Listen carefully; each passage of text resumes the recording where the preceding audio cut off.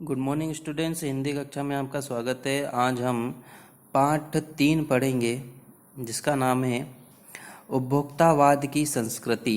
ठीक है, अब इसके जो रचयिता है उनके बारे में हम देख लेते हैं। श्यामाचरण दुबे जो इनके रचयिता है, श्यामाचरण दुबे का जन्म सन 1922 में मध्य प्रदेश के बुंदेलखंड में क्षेत्र में हुआ था। उन्होंने नागपुर विश्वविद्यालय से मानव विज्ञान में पीएचडी की। वे भारत के अग्रणी समाज वैज्ञानिक रहे हैं। उनका देहांत सन 1996 में हुआ, मतलब 1996 में हुआ। मानव और संस्कृति, परंपरा और इतिहास, बौद्ध संस्कृति तथा शिक्षा, समाज और भविष्य, भारतीय ग्राम संक्रमण की पीड़ा, विश्वास का समाजशास्त्र, समय और संस्कृति, हिंदी में उनकी प्रमुख पुस्तकें हैं। ठीक है स्टूडेंट्स, इसके बारे में हम इसके जीवन परिचय में लिखा दूंगा आपको। अब नीचे हम उपभोक्ता की संस्कृति जो लेसन है उसके बारे में थोड़ी जानकारी दी है इन्होंने। निबंध बाजार की गिरफ्त में आ रहे समाज की वास्तविकता को प्रमुख प्रस्तुत करता है। यह जो निबंध है उपभोक्तावाद की संस्कृति, यह किससे लिया गया है कि बाजार में अधिकतर आजकल बाजार की गिरफ्त में आ रहे समाज की वास्तविकता को प्रस्तुत करता है। मतलब बाजार में क्या क्या चीज़ें आ रही हैं, उससे समाज किस प्रकार अग्रसित हो रहा है ना, तो उसके बारे में इसमें दिया गया है। लेखक का मानना है कि हम विज्ञापन की चमक दमक के कारण वस्तुओं के पीछे भाग रहे हैं। विज्ञापन हम देखते हैं आजकल, बहुत से विज्ञापन अलग अलग वस्तुओं के आते हैं, उसी के चलते हम उसे क्या करते हैं, उसके पीछे उसको खरीद लेते हैं, उस है ना। हमारी निगाह गुणवत्ता पर नहीं है, संपन्न और अभिजन वर्ग द्वारा प्रदर्शन पूर्व जीवन शैली अपनाई जा रही है। जो हमारी जो निगाह है, जो हम उसको वस्तुओं को देखते हैं तो उसकी गुणवत्ता को नहीं देखते हैं। हम क्या देखते हैं कि अमीर लोग कैसे क्या खरीद रहे हैं, उसके पीछे हम भी खरीद लेते हैं। ठीक है, यह सभ्यता के विकास की चिंताजनक बात है, उसे उपभोक्ता ने परोसा है।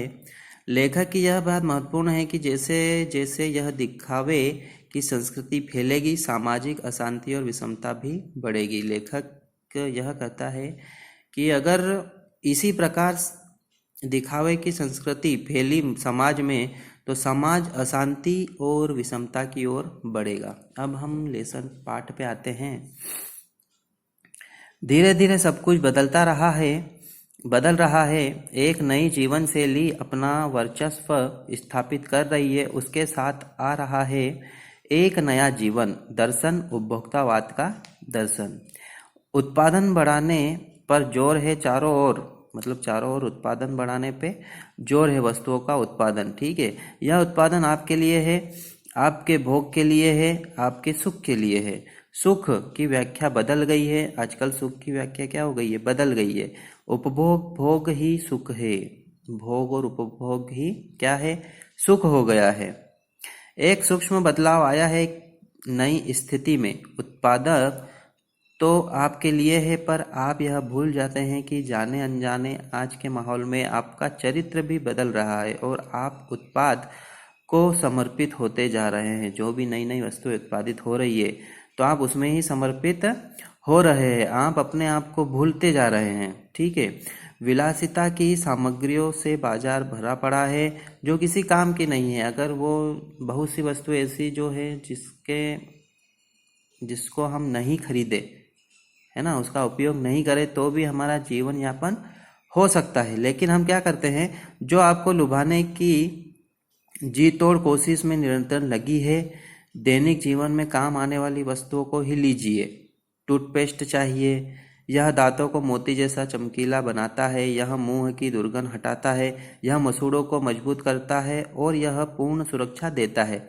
वह सब करके जो 3-4 पेस्ट अलग अलग करते हैं, किसी पेस्ट का मैजिक फार्मूला है ना। ये बहुत से ऐसे फार्मूले रहते हैं, बहुत से पेस्ट निकल गए, पतंजलि का, कोलगेट का, शिबा का।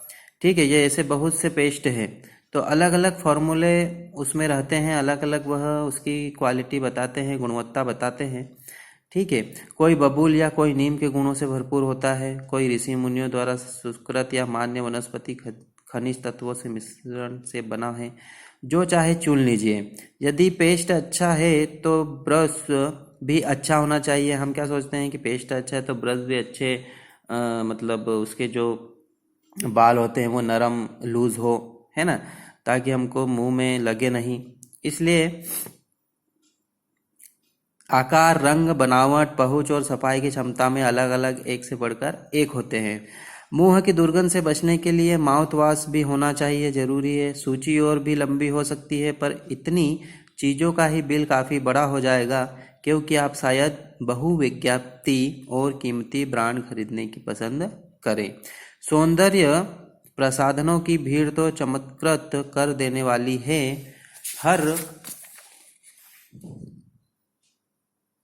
हर माह उसमें नए नए उत्पादन जुड़ते जाते हैं। साबुन ही देखिए, साबुन को देख लीजिए आप, एक में हल्की खुशबू तो दूसरे में तेज, अलग अलग प्रकार की खुशबुएं रहती है। एक दिन भर आपके शरीर को तरोताजा रखता है, दूसरा पसीना रोकता है, तीसरा जर्म से आपकी सुरक्षा करता है। यह लीजिए सीने स्टार्स के सौंदर्य का रहस्य, उसका मनपसंद साबुन।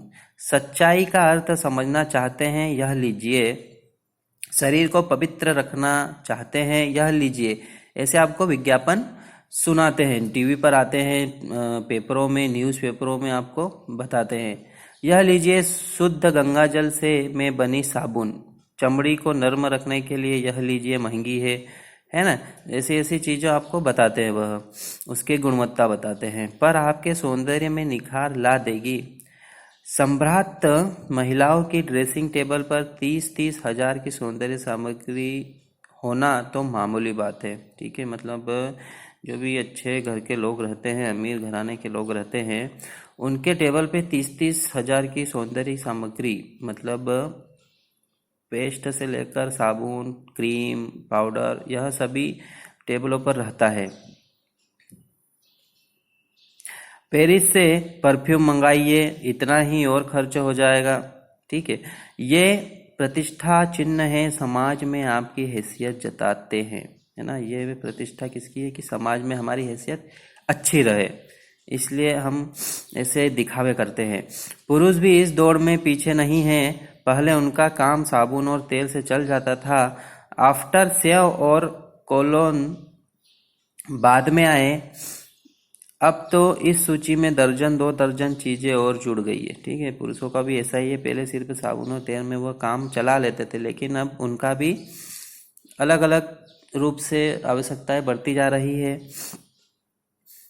छोड़िए इस सामग्री को, वस्तु और परिधान की दुनिया में आइए। जगह जगह बुटीक खुल गए हैं, नए नए डिजाइन के परिधान, मतलब कपड़े की जो व्यापारी जो रहते हैं, दुकान रहती है, परिधान मतलब कपड़ा की दुनिया बाजार में आ गए हैं। ये ट्रेंडी है और महंगे भी हैं। पिछले वर्ष के फैशन इस वर्ष शर्म की बात है।